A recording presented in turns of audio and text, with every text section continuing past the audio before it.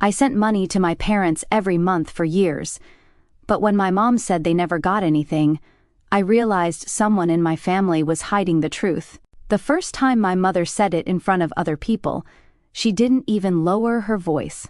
"You'll never be as good as your sister." The room went quiet for half a second, just long enough for me to hear the clink of my own coffee cup against the saucer. Just long enough for me to realize my father wasn't going to stop her this time either.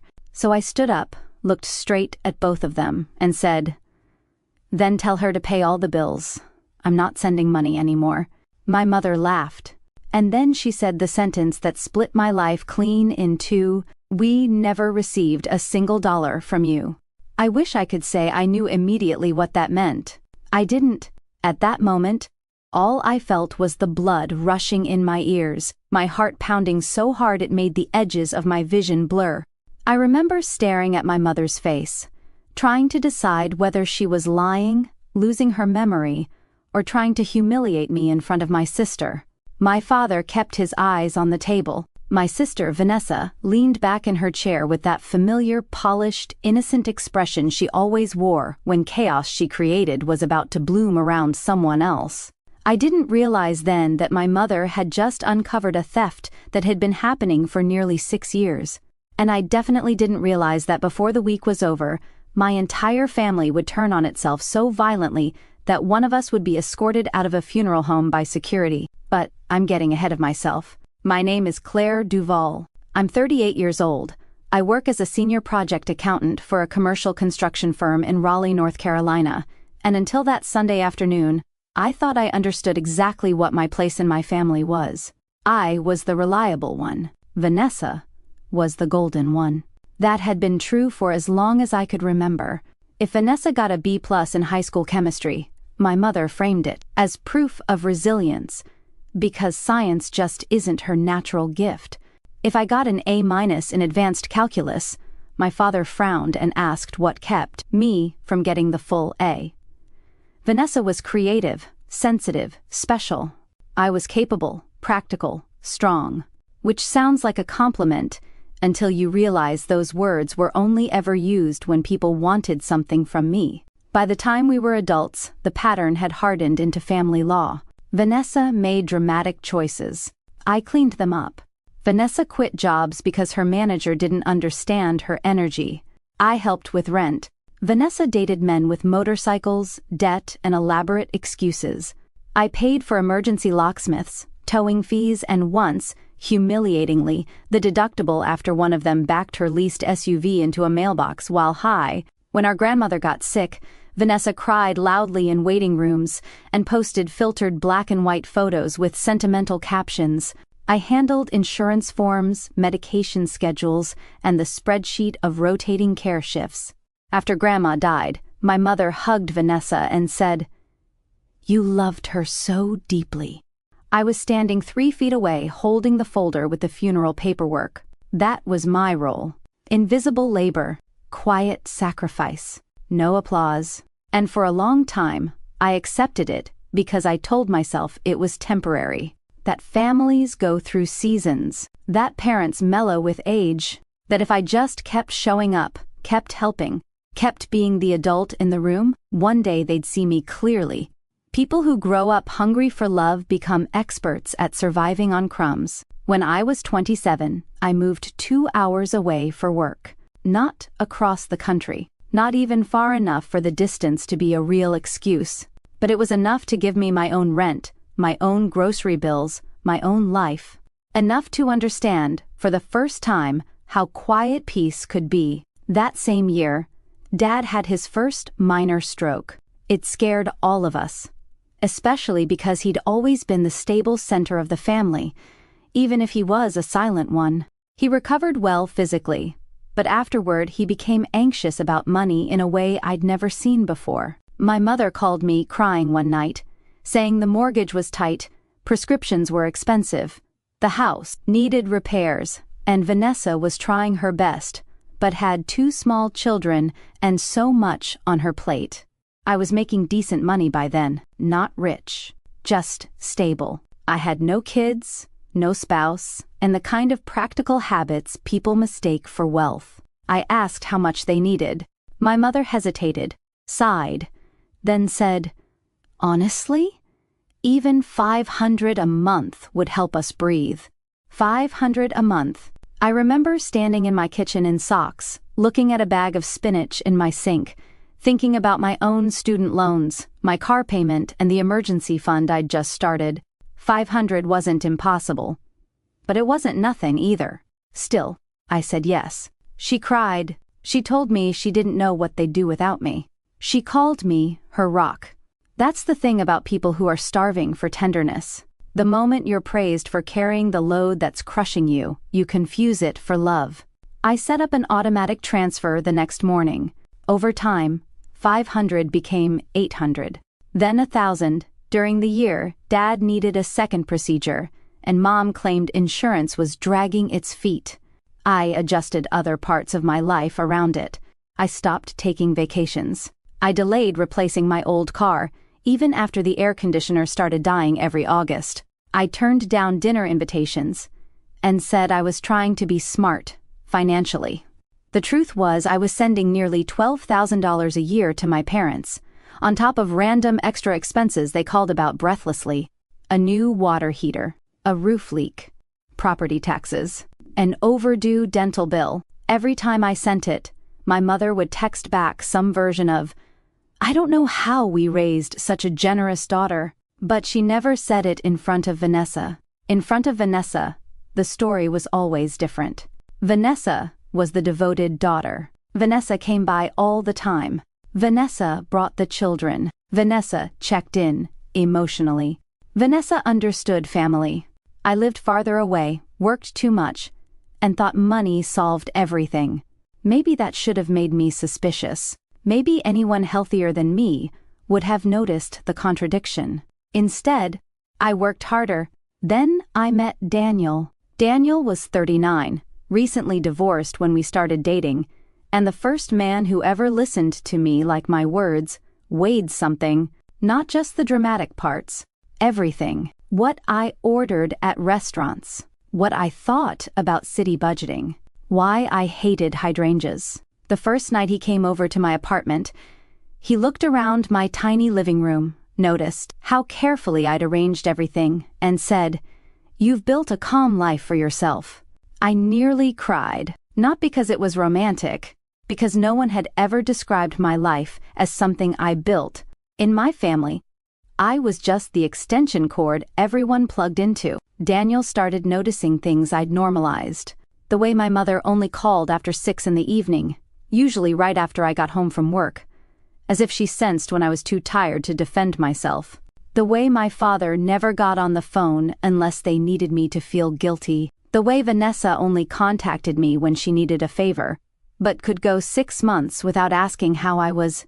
The way every family gathering ended with me somehow apologizing. One Saturday, maybe 8 months into our relationship, I was at Daniel's place when my mother called in tears because Dad's blood pressure monitor finally died and they needed a new one that day. I ordered one online and sent it to arrive same day.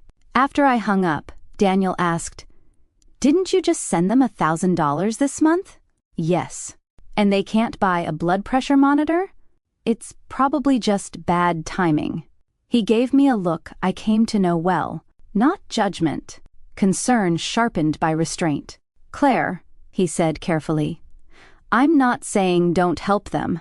I'm saying you never seem to know where the money actually goes."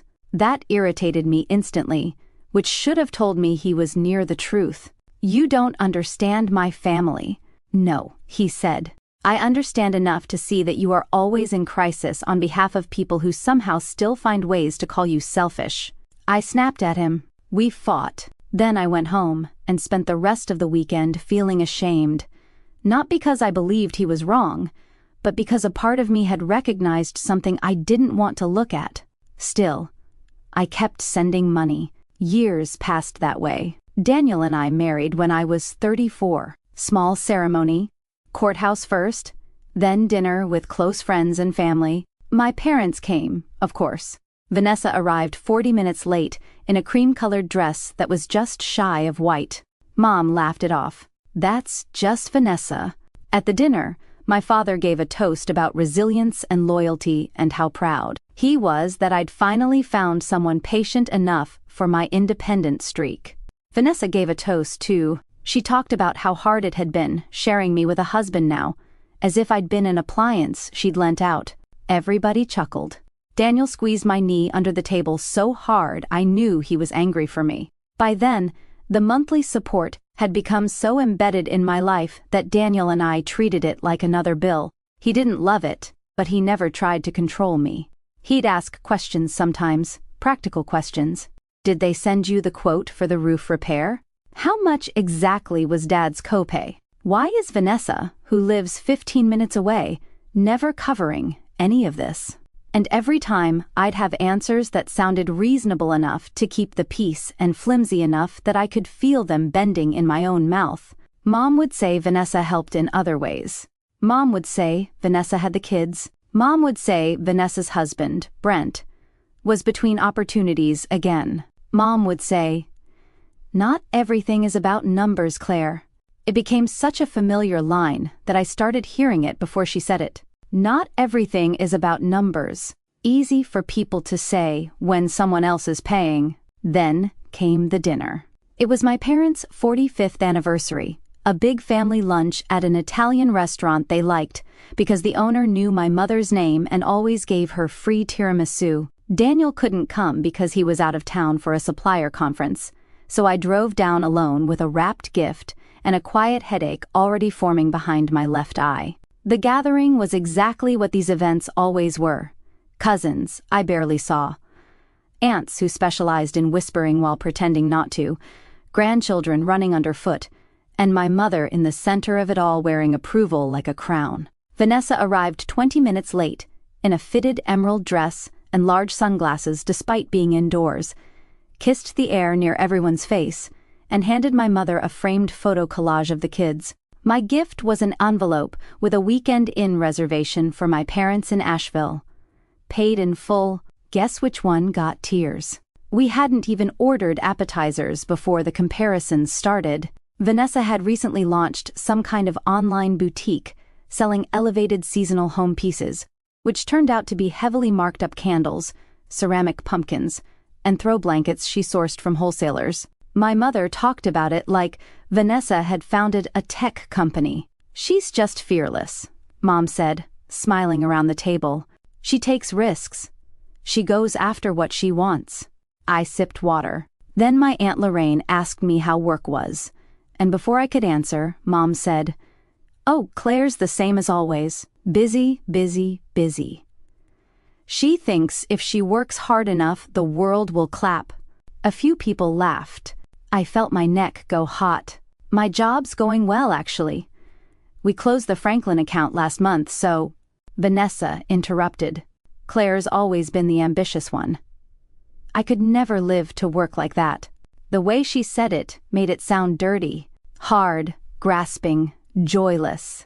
And because my family had been practicing this choreography all our lives, everyone fell into step. Mom sighed. "Some people are just built for warmth. Some are built for productivity." I set my glass down. I should tell you this. By that point, I had paid for Dad's medication for almost 6 years. I had covered emergency house repairs. I had sent birthday money for both Vanessa's children more than once because Vanessa forgot. I had lent Vanessa $2,000 the year before when Brent lost another job, and when she repaid only $300 of it, my mother told me to let the rest go, because family doesn't keep score. So when my mother smiled sweetly and said, "You'll never be as good as your sister," it wasn't just about that sentence. It was about every year that sentence had been implied, and something inside me snapped cleanly, almost quietly. I stood up. The chair legs scraped the floor loud enough to turn heads from nearby tables. "You know what?" I said. "Then tell her to pay all the bills. I'm done. I'm not sending money anymore." My mother blinked at me. Vanessa frowned, still composed. "What are you talking about?" "I'm talking about the mortgage help.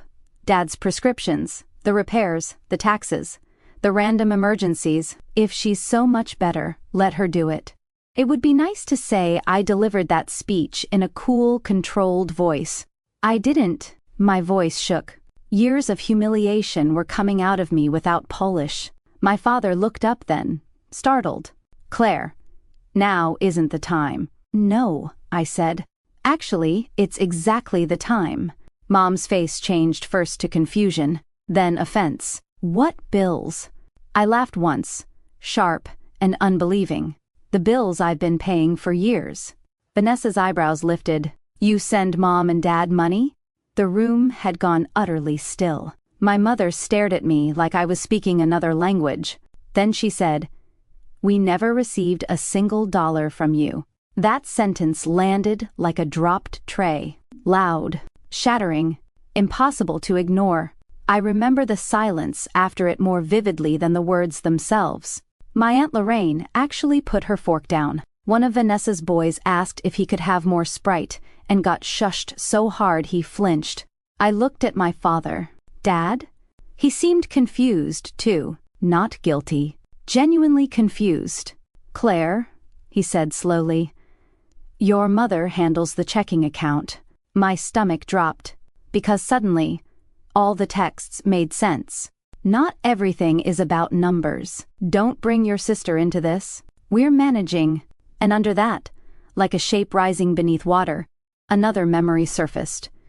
3 years earlier, Mom had called me saying they were switching banks because of fraud issues, and she'd asked me to route future transfers through Vanessa for a month or two because Vanessa was helping Dad sort paperwork after the stroke. She said it would be easier, simpler, temporary.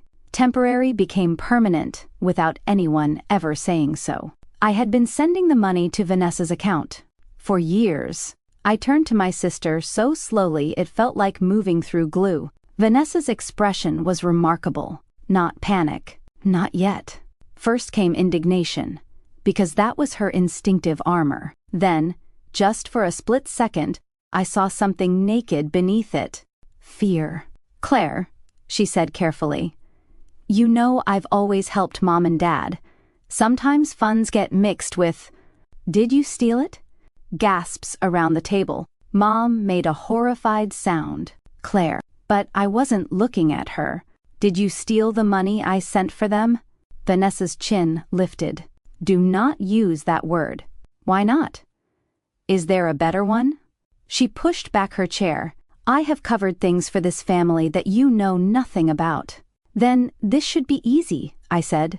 "Tell them right now how much I sent and where it went."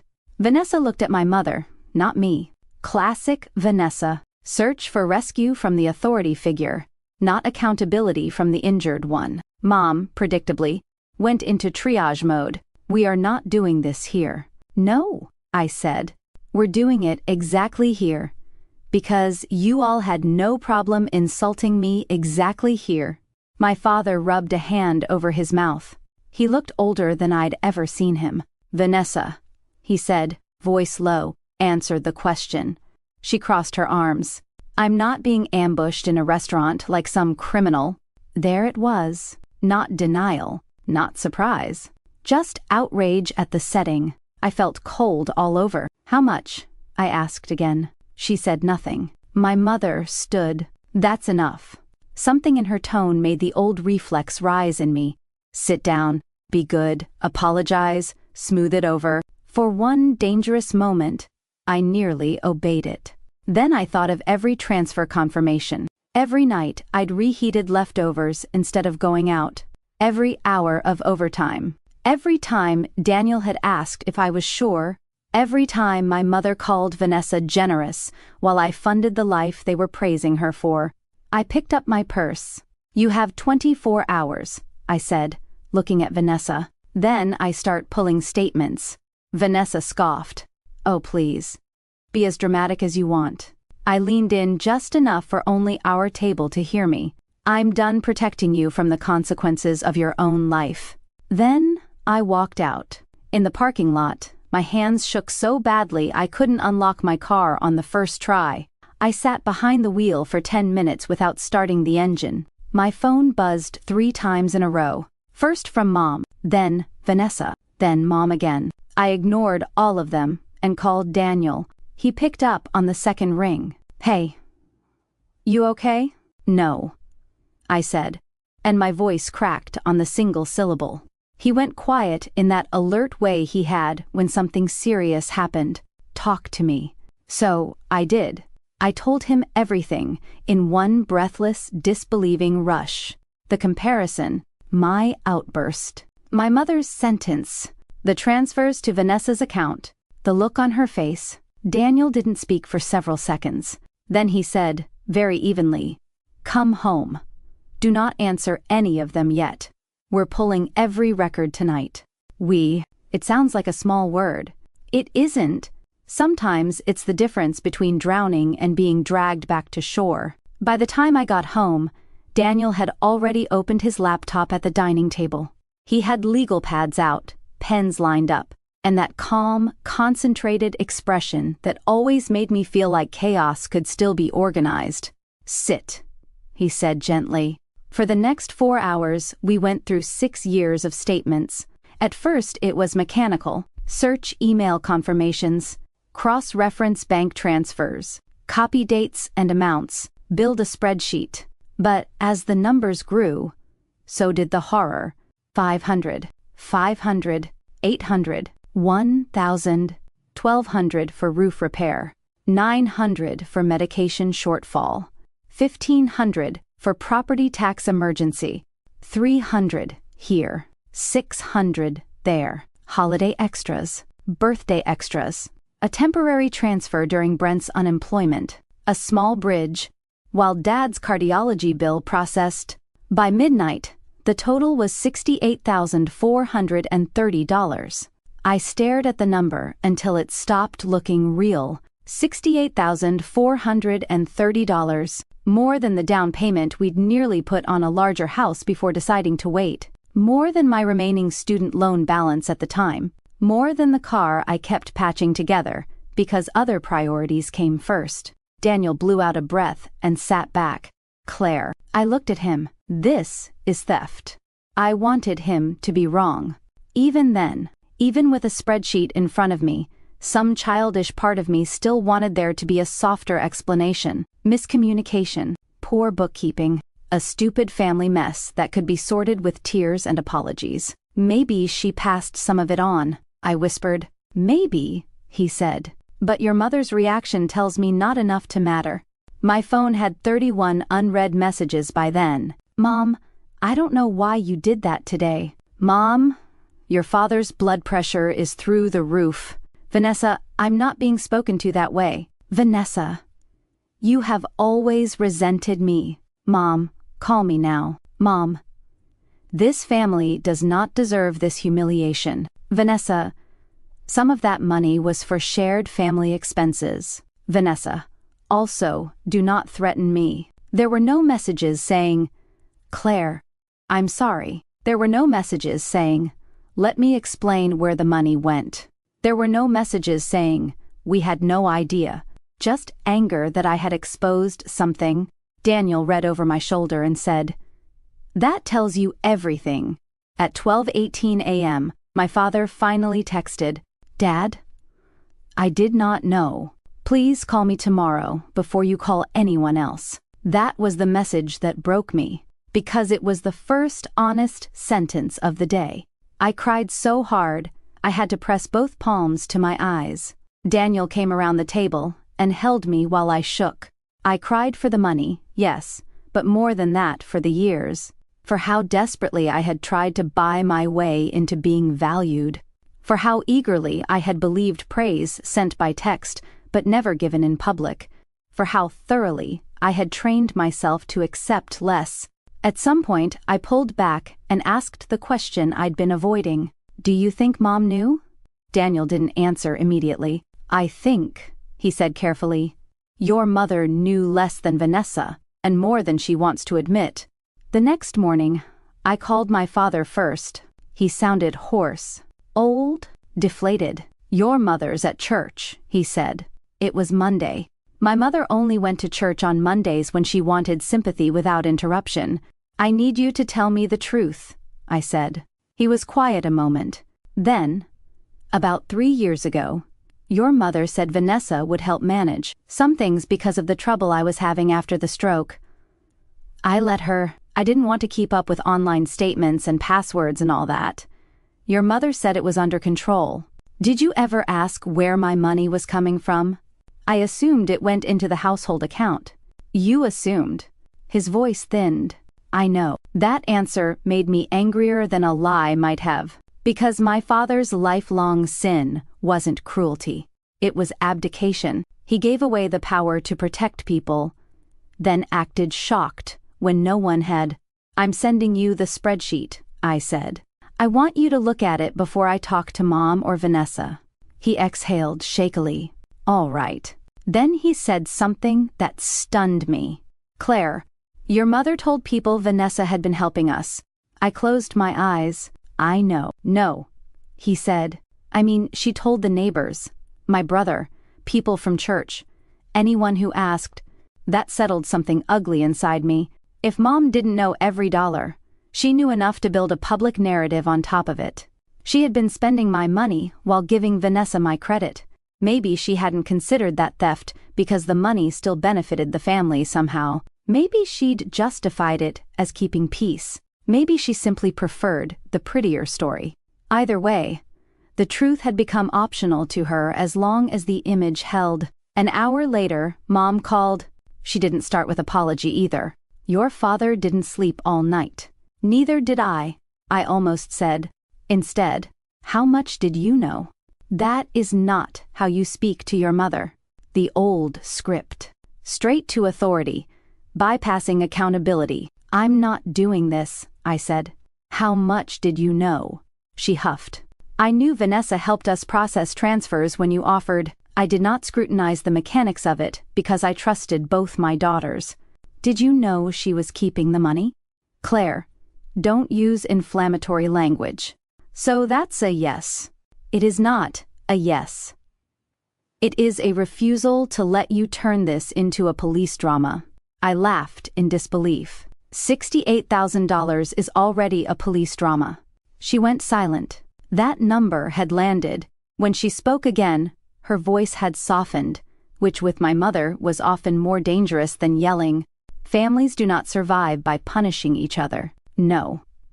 They survive by not stealing from each other. You have no idea what Vanessa has been dealing with. There it is, I said softly. What? The defense. Right on cue, because there are things you don't understand. Then tell me. Explain $68,000. She hesitated long enough that I knew whatever came next would be constructed, not remembered. Brent had setbacks. The children needed stability. Sometimes Vanessa borrowed with every intention of replacing it. I actually felt dizzy. Borrowed. Without telling me. While you all let me believe I was supporting you. Mom's voice sharpened. That money was still in the family. That sentence changed everything. I sat up straighter. Daniel, across the table pretending not to listen, while absolutely listening, looked at me and knew from my face that something irreversible had just happened. In the family, I repeated. Yes, Mom said, as if she'd found the sensible point. You act as though she bought yachts. She was trying to keep her household afloat. With money I sent for you. We all make sacrifices. No, I said quietly. I made sacrifices. You made excuses. She gasped, like I'd slapped her. Then she cried. My mother's tears once controlled every room she entered. Growing up, they were weather. When she cried, everything stopped and reorganized around her hurt.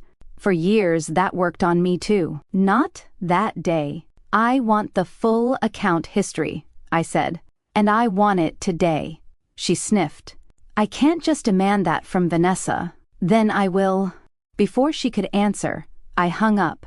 That afternoon, Vanessa called 6 times. I didn't pick up. Then she sent a long text. You are blowing this out of proportion. Mom and Dad have benefited from plenty I've done that can't be measured in transfers. Childcare, groceries, emotional labor. You've always thought writing checks made you superior. I used some funds when things were tight, yes, but it was never malicious. I fully intended to make it right when the boutique scaled. Now you've humiliated everyone and made Dad sick. I hope you're proud of yourself. I read it twice. Then, a third time. Because manipulation that practiced is almost elegant. It takes your injury, drains it of detail, and hands it back to you as selfishness. Daniel took the phone from me. "Don't answer yet," he said. "I want to tear her apart." "You will. Better when it matters." That evening, my father called again. He sounded worse. "Your mother wants to handle this privately." "Of course she did. And you?" A long pause. "I want the truth." "Then get in the car and come here," I said. "Without Mom. Without Vanessa." He did that more than anything, told me how serious this had become. My father never defied my mother in ordinary circumstances, but at 7:30 that night, he pulled into our driveway alone, shoulders caved in, carrying a manila folder and looking like he'd aged 10 years in a day. I made coffee. Daniel sat with us for the first 20 minutes, just enough to anchor the conversation, then excused himself to the den to give us privacy while staying close. Dad opened the folder. Inside were old paper statements, property tax notices, medical bills, and a few handwritten notes in Mom's looping script. He placed them on the table carefully, like evidence in a case neither of us wanted. "I found these in the desk," he said. "Your mother keeps saying Vanessa always planned to settle things. Settle them with what?" He didn't answer. I took a breath. "Dad, I need you to be honest with me, even if it makes you look bad." He nodded once. "Did you know Vanessa and Brent were in financial trouble?" His mouth tightened. I knew Brent had credit card issues. I didn't know how bad. How bad was it? He rubbed his forehead. 2 years ago, there was talk of bankruptcy. I stared at him. "And no one thought to mention that while routing my money through her account?" He closed his eyes briefly. "Your mother said it would shame Vanessa unnecessarily. That was my mother's philosophy in one sentence. Shame must be prevented for the favored child, even if truth has to be strangled to do it." We spent 3 hours going through everything Dad brought. It became clear fast that my parents had not received most of the major transfers I'd sent. Some utility bills had been paid late.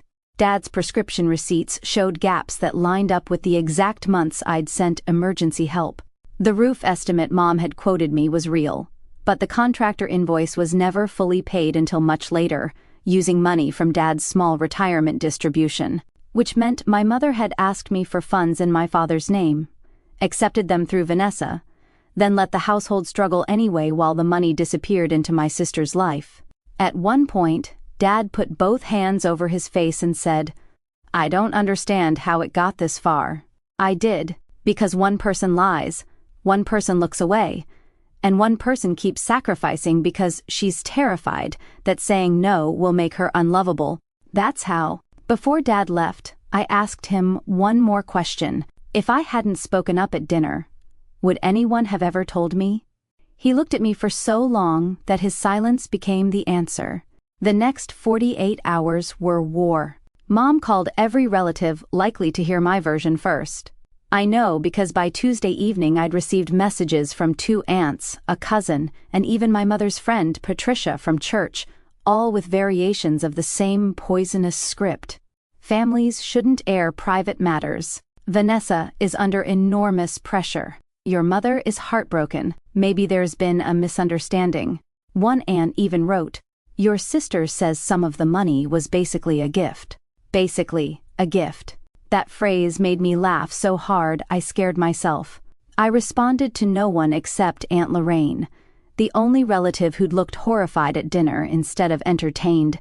To her, I sent one screenshot, part of the spreadsheet with dates, amounts, and notes.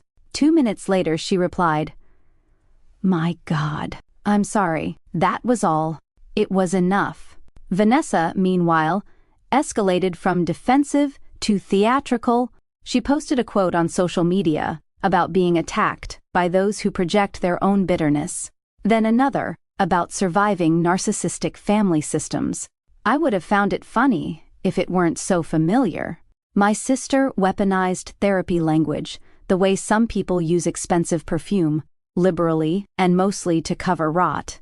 Then Brent called. I had not expected that. Brent and I had never been close. He was the kind of man who always seemed half a step away from a fresh excuse, charming when sober, belligerent when cornered, and permanently convinced bad luck was a unique burden placed on him by an unjust universe.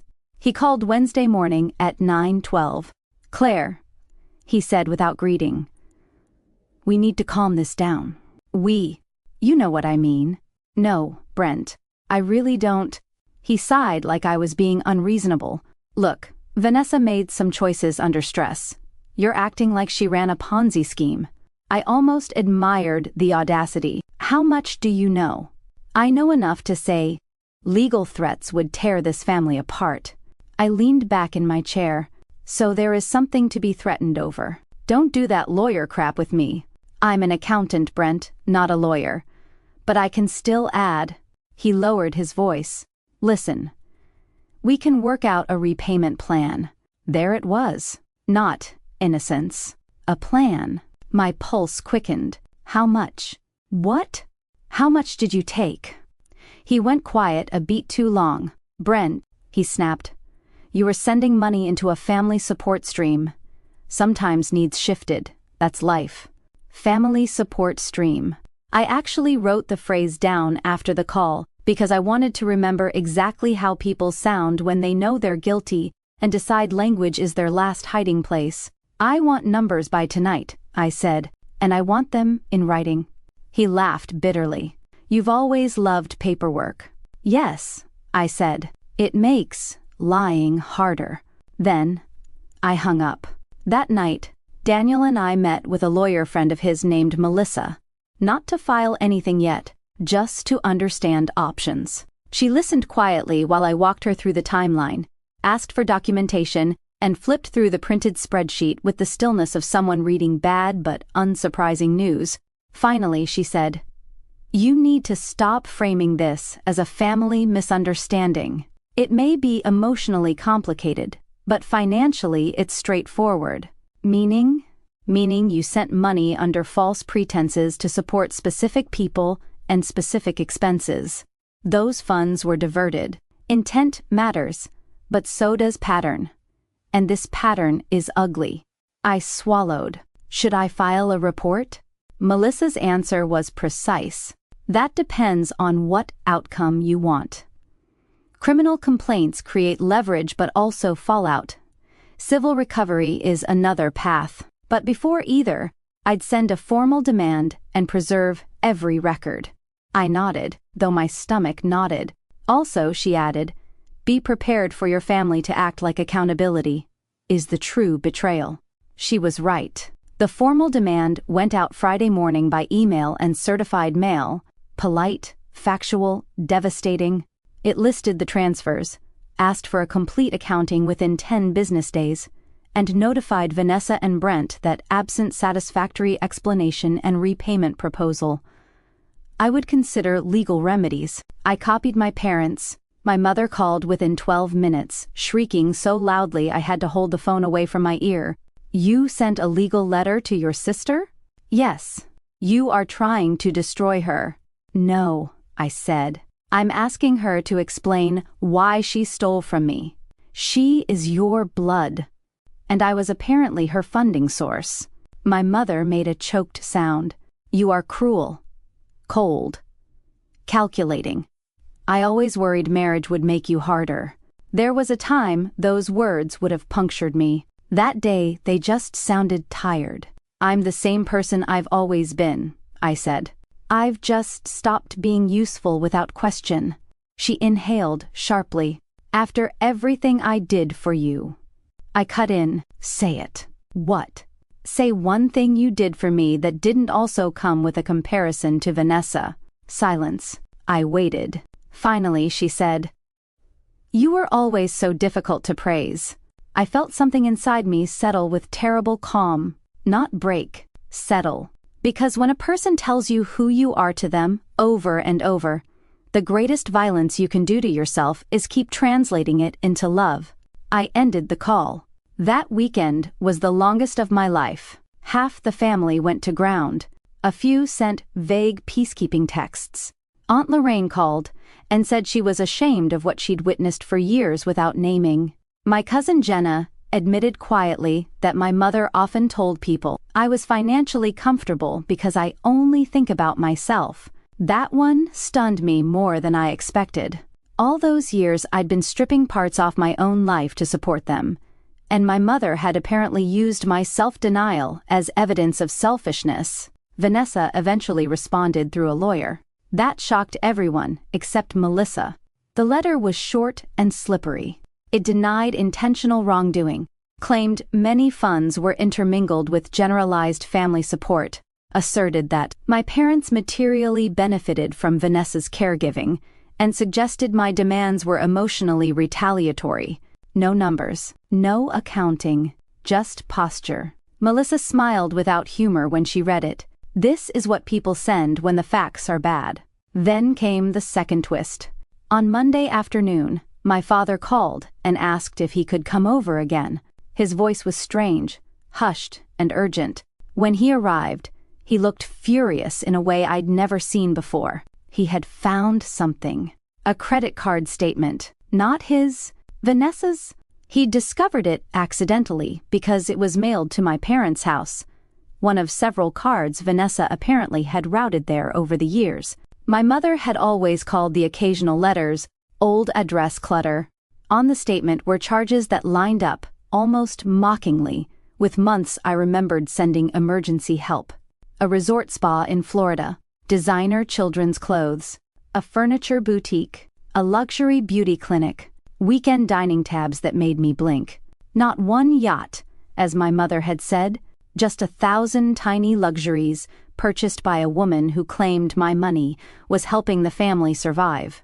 There was also a down payment to something labeled 5 Rain Studio LLC, or boutique. My emergency transfers had helped launch Vanessa's business.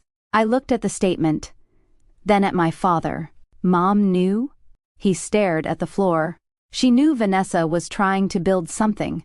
With my money. His jaw tightened. Your mother said it was all temporary, until the business succeeded. I laughed once, without joy. So she did know. He said nothing. Then, very quietly, I should have stopped this years ago. It was the first truly responsible thing I'd ever heard my father say. I expected that revelation to make me explode.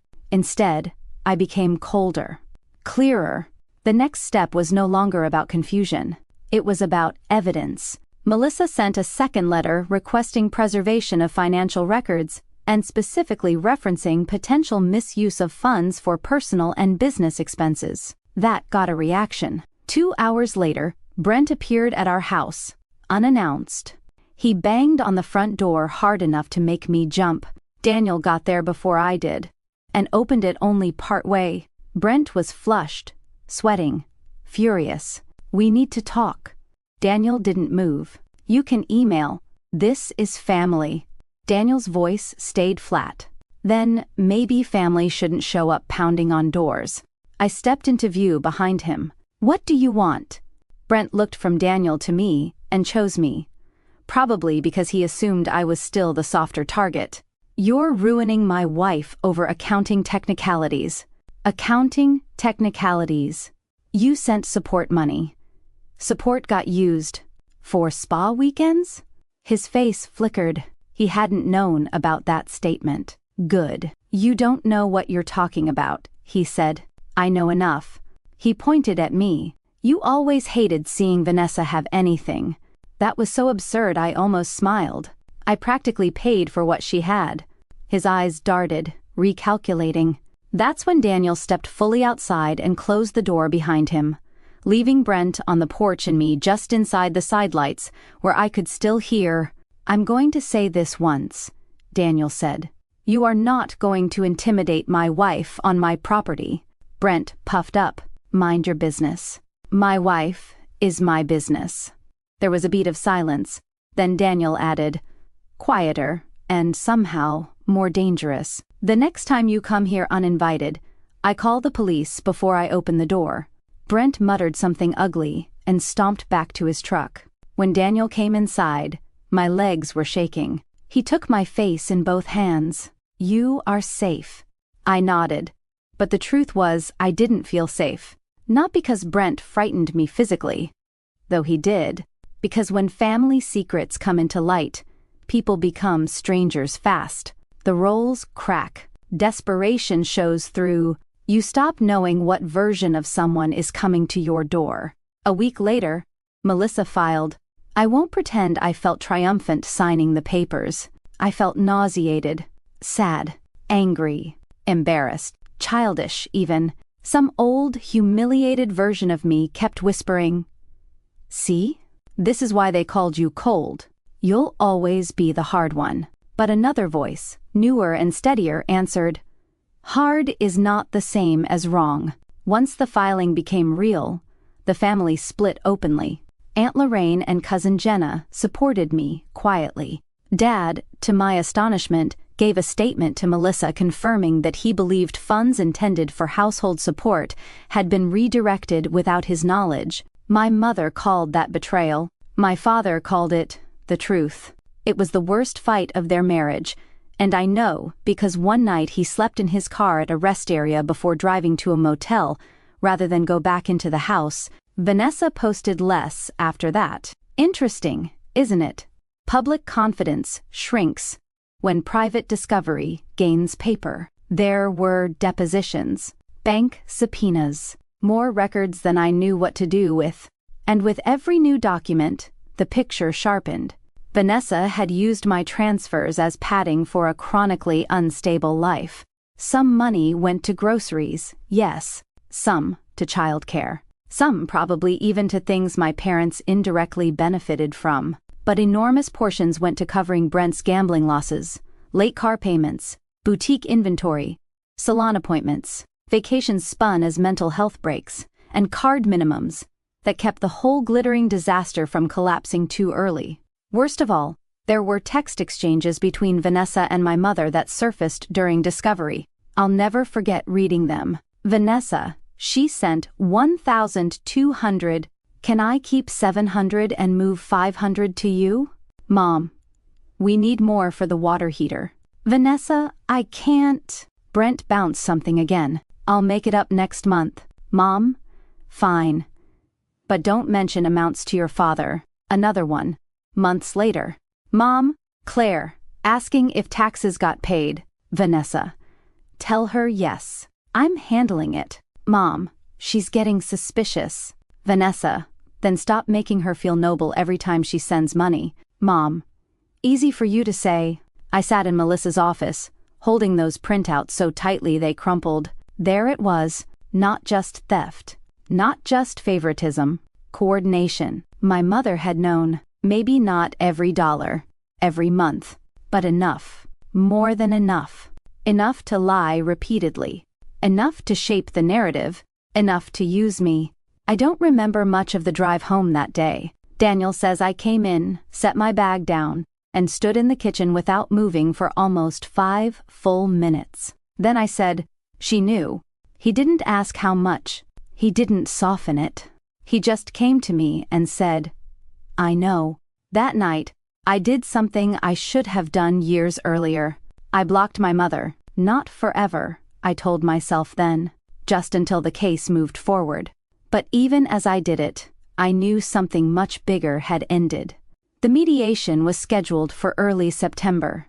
By then, nearly 4 months had passed since the anniversary dinner.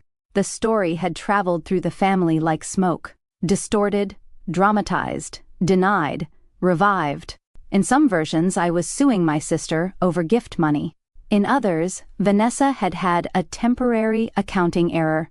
In one especially creative rumor, Daniel had manipulated me into turning against my family because he wanted my inheritance, which would have been funny if my parents had possessed anything substantial to inherit. The truth was simpler and uglier. A family had built itself around one daughter's usefulness and the other daughter's fragility, until the fragile one learned she could devour without consequence, and the useful one forgot she was allowed to bleed. Mediation took place in a beige office building with stale coffee and 2 bright lights. Vanessa arrived in a cream pantsuit and pearls, looking like wealth itself had put on lipstick. Brent looked rumpled and mean. My mother came with them, though technically she was only a witness. My father came separately and sat near me. Seeing us all in one place again made me feel 11 years old and 40 all at once. Vanessa didn't look at me. That hurt more than open hostility would have. When the sessions began, the numbers did what numbers do. They stripped emotion of camouflage. The records were worse than Vanessa's lawyer had hoped, and better than mine had feared. There was no clean way to explain years of diversion, false pretenses, and personal spending patterns that overlapped suspiciously with my transfers. After 6 exhausting hours, Vanessa agreed to a structured repayment, partial liquidation of boutique inventory, and transfer of ownership of certain business assets into a recovery arrangement. It didn't cover everything. It never could. Money has edges. Betrayal seeps. But that wasn't the real payoff.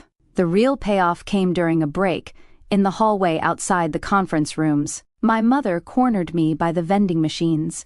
Even then, even after documents, statements, and legal reality had shredded her favorite story, she opened with outrage.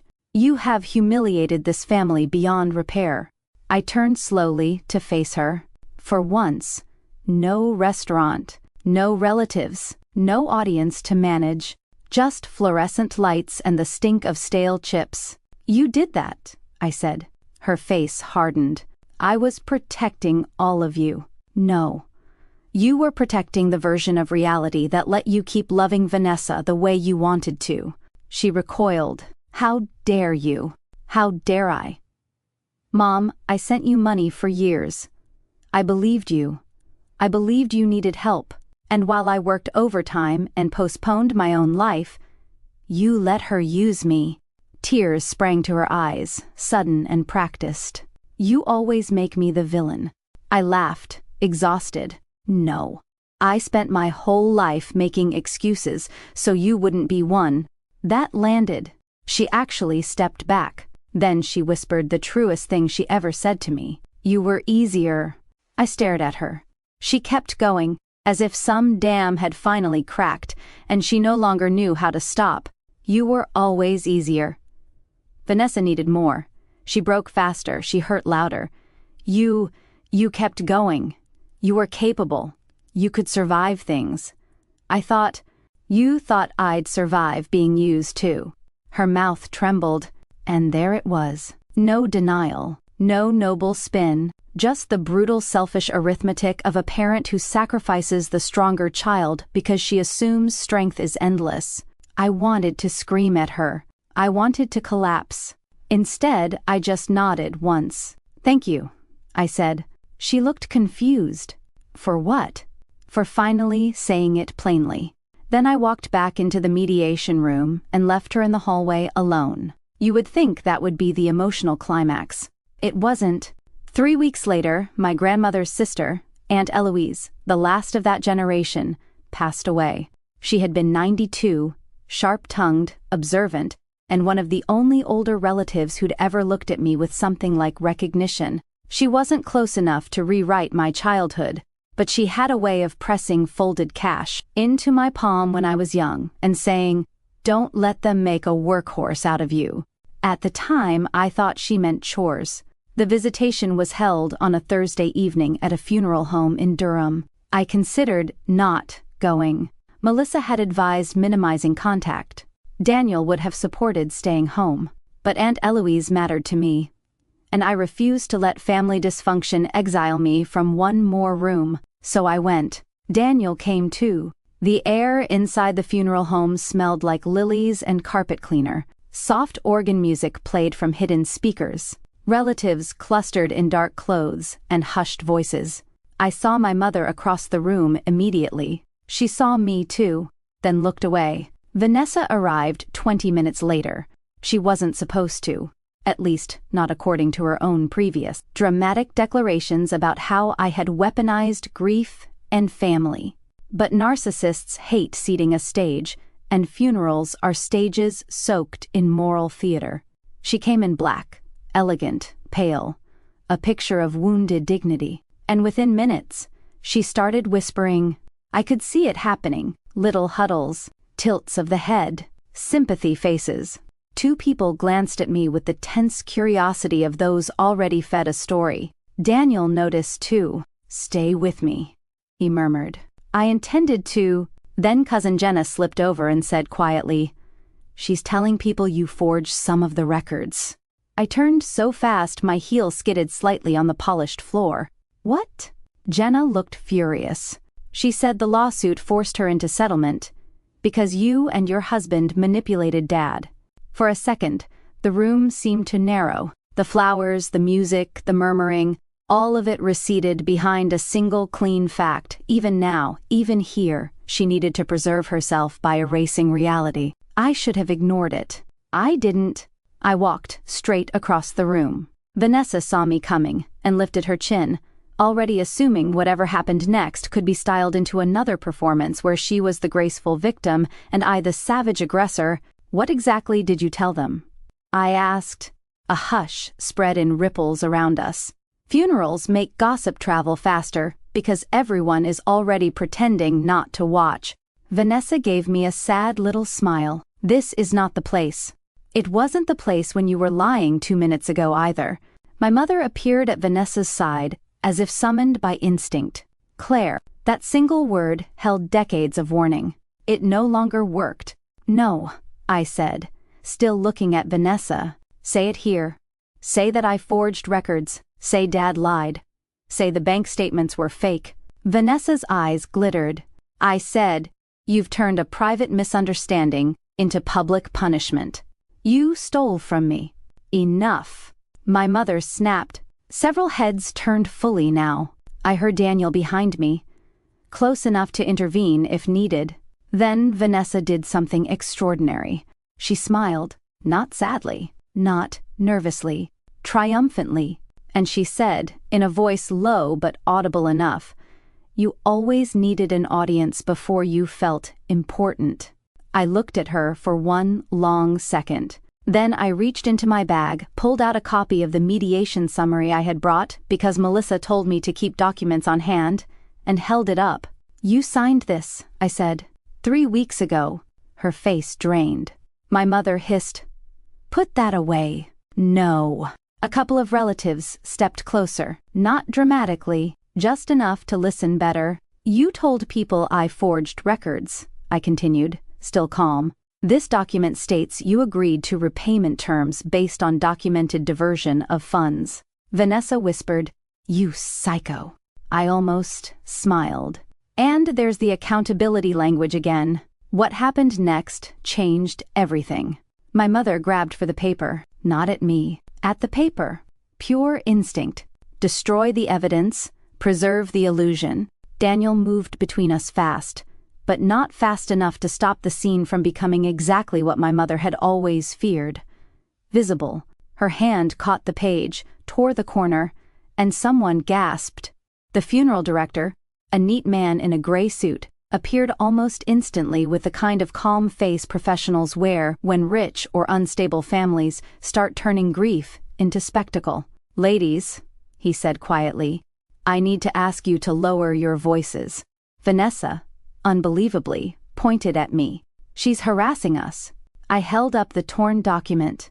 She tried to snatch evidence out of my hand. The director's face remained neutral, but he looked at the page, then at my mother's outstretched fingers, and came to the obvious conclusion. "Ma'am," he said to my mother, "I need you to step away." My mother stared at him in disbelief. No one had ever publicly corrected her. Not really. Not in a room where she couldn't reclaim moral authority through tears and family rank. "This is my aunt's visitation," she said, "and I'm responsible for maintaining order," he replied. "Please step back." She didn't.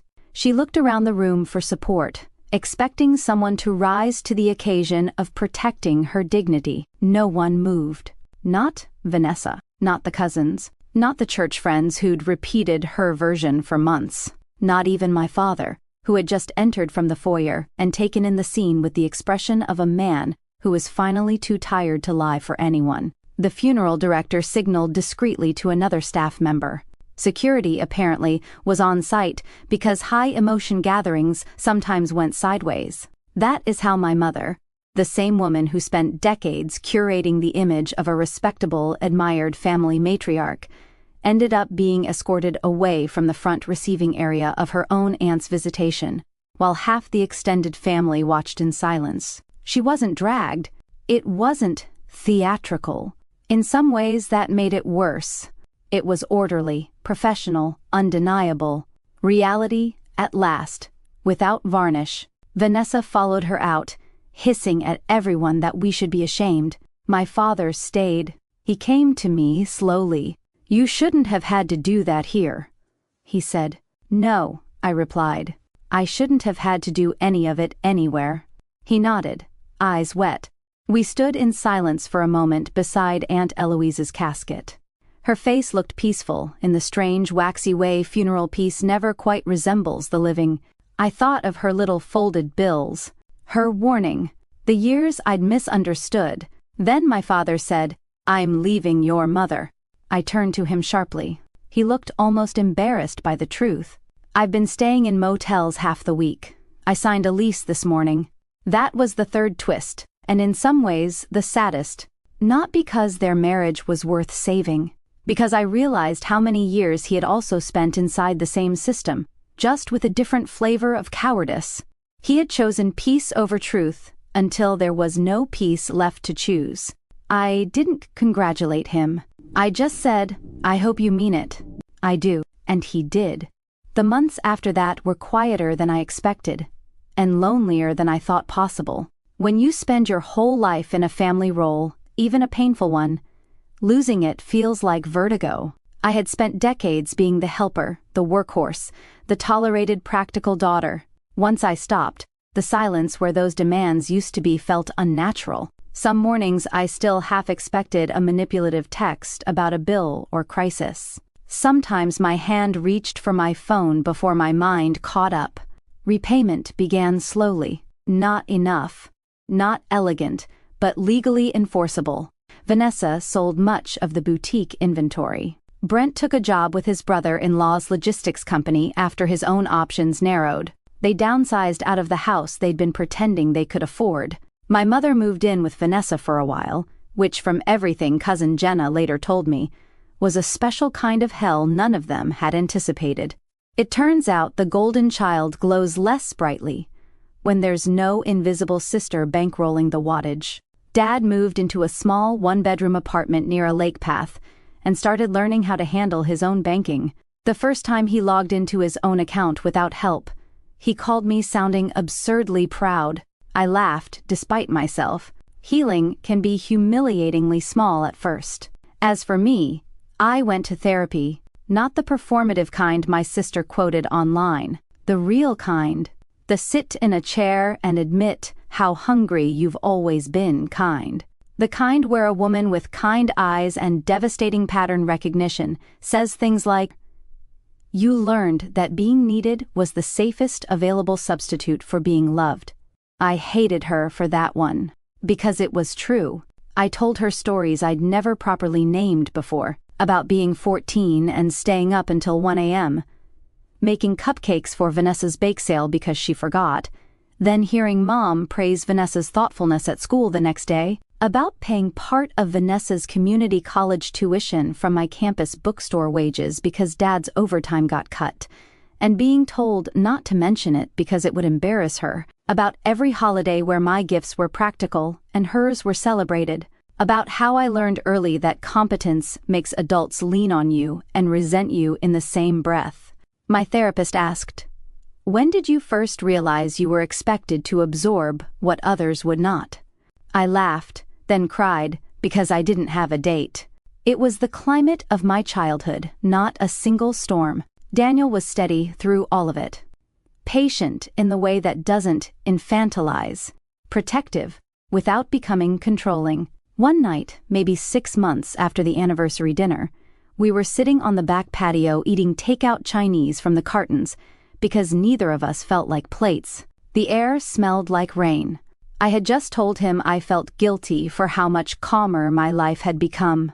He looked at me and said, "Peace will feel wrong for a while, because you were trained to confuse calm with abandonment."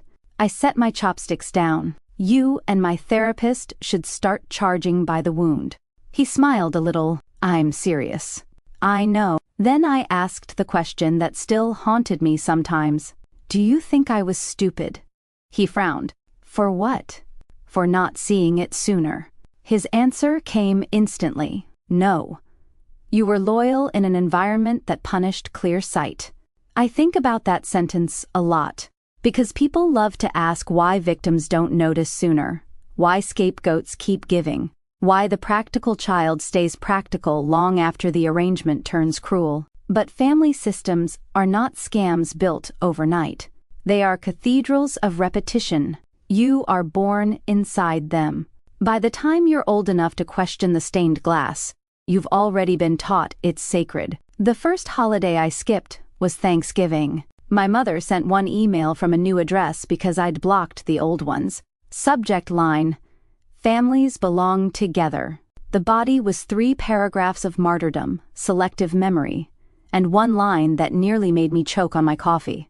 "No mother is perfect, but I hope one day you remember all the love behind my mistakes." I didn't reply. Instead, Daniel and I rented a cabin 2 hours west with a fireplace, bad cell service, and a deck overlooking a river that made everything in my body unclench. We bought too much food, forgot cranberry sauce, and spent half of Thanksgiving afternoon hiking in old boots through cold air so clean it felt medicinal. That evening, as the light turned blue over the trees, Daniel handed me a mug of tea and asked, "What does freedom feel like today?" I thought about it. "Quiet," I said, a little sad. "Very expensive. Completely worth it." He raised his mug. "Too expensive freedom." I clinked mine against it. Too expensive freedom. Christmas was harder. Grief likes holidays because it can dress as nostalgia. I missed my father in the old family house way, though we saw each other separately now. I even missed the smell of my mother's cinnamon bread before I remembered that most Christmas mornings ended with someone crying, someone comparing, someone apologizing for the wrong thing. Dad came to our house for Christmas Eve instead. He brought a pie from a bakery and a potted rosemary plant, because he said he was trying to become the kind of man who doesn't show up empty-handed and confused. It was awkward, sweet in places, painfully sincere. He asked before setting anything down. He offered to help with dishes. He kept saying you're home with an odd mix of admiration and regret. At one point, he stood in our kitchen, watching Daniel baste a roast chicken, and said quietly to me, "I didn't know normal could sound this peaceful." I almost said, "It always could have." But sometimes mercy is telling the truth by not sharpening it further. So I just answered, "Me neither." The next spring, a full year after the anniversary dinner, the final repayment order was formalized. With interest and asset recovery, I would eventually recover a significant portion of what was taken. Not all, enough to matter. Melissa called with the finalized terms while I was at work. When I hung up, I expected some cinematic rush of victory. Instead, I sat at my desk and stared at the blue glow of my monitor while the office hummed around me. Printers, phones, distant laughter from the break room. Regular life, continuing. Justice, when it finally arrives, is often quieter than revenge fantasies promise. More administrative, more precise. Then, slowly, I smiled. Because it wasn't really about the money anymore. It was about the record. The truth existed somewhere official now. Somewhere outside family myth. It had been named, documented, enforced. You would be amazed how healing it is when gaslighting collides with paperwork. That evening, Daniel took me to dinner at a small restaurant downtown with brick walls and candlelight, and the kind of servers who never hover. Halfway through dessert, he reached across the table and said, "You know what I'm proudest of?" "What?" "You stopped auditioning for love." I laughed softly, then felt tears surprise me. because that was exactly it. For most of my life, I had performed usefulness in hopes of eventually being chosen. I had thought if I was generous enough, stable enough, forgiving enough, tireless enough, someone would finally look at me without comparison and say, "There you are. We see you. You were enough all along." Instead, I found something better. I learned to say it to myself. That summer, I got a letter, a real letter, handwritten, from my mother. I recognized the envelope immediately and almost threw it away unopened. Then curiosity, or maybe an old reflex, won. Inside was 4 pages of careful script. There was no full apology. There never would be. My mother was constitutionally incapable of entering a room without smuggling in justification. But there were fragments. I did not understand how much resentment had built. I thought helping Vanessa was temporary. I relied on your strength too much. I was wrong to let appearances matter more than clarity. The closest she came to truth was in the final paragraph. I see now that I asked you to carry what I would not ask of her, and then I punished you for carrying it well. I read that sentence 5 times. Then I put the letter back in the envelope and sat very still. My therapist later asked, "Did it give you closure?" "No," I said, "but it gave me accuracy." And sometimes accuracy is the only mercy available. I did not reconcile with my mother that year. Or the next. I saw Vanessa once by accident in a pharmacy parking lot. She was loading paper towels into the back of a smaller, cheaper SUV than the one she used to drive. She saw me too. For a second, neither of us moved. She looked older, not aged badly, exactly. Just stripped of the soft focus effect that constant rescuing gives people. Consequences had put angles on her. I wondered if she would come over, apologize, sneer, pretend. Instead, she closed the trunk and said, "You really got what you wanted." It was such a revealing sentence that I almost thanked her. "No," I said. "I got what was true." She rolled her eyes, but not convincingly. "You always think you're righteous." I shook my head. "No. I just finally stopped agreeing to be used." She stared at me a moment, lips thinning. Then she said the thing I think she'd believed her whole life.